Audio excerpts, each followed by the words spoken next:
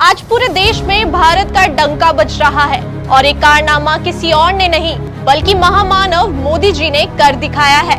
ये वही महामानव हैं जिनके लिए भाजपाई जोर शोर से डंके की चोट पर कहते हैं इनके शासन में भारत विश्व गुरु बन गया है। विश्व गुरु तो वाकई बन गया है, लेकिन कैसे, ये जानकर हर भारतीय की आंखें शर्म से झुक जाएंगी। ग्लोबल हंगर इंडेक्स में भारत का स्थान 2022 में 121 देशों में से 107वें से गिरकर 2023 में 125 देशों में से 111वें पर आ गया। और इस प्रकार मोदी सरकार के तथाकथित अमृतकाल में भारत को भुखमरी में विश्व गुरु बना दिया गया। ये इस बात का आधिकारिक प्रमाण है कि मोदी सरकार को गरीबों की नहीं बल्कि सिर्फ अपने चंद पूंजीपति मित्रों की परवाह है। अब बीजेपी के नेता चाहे तो उपलब्धि के लिए सड़कों पर बड़े बड़े होर्डिंग पोस्टर लगाकर थैंक यू मोदी जी कह सकते हैं। हिंदुस्तान में 111 को एक भाग्यशाली अंक माना जाता है और इसे हासिल करने के लिए मोदी जी ने 18 से 18 घंटे बहुत मेहनत की होगी।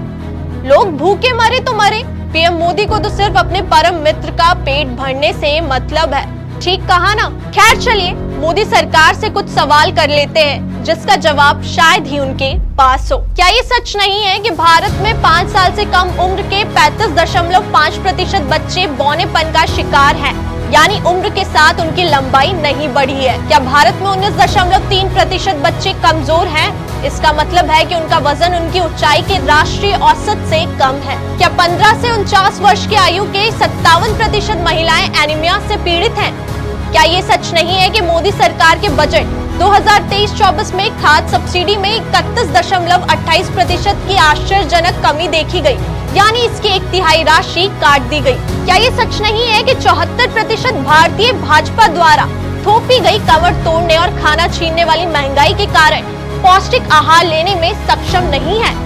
ये आंकड़े हवा हवाई नहीं है, बल्कि राष्ट्रीय स्वास्थ्य और परिवार सर्वेक्षण 2019-21 और भारतीय विशेषज्ञों के आधार पर भारत सरकार द्वारा प्रकाशित किए गए थे।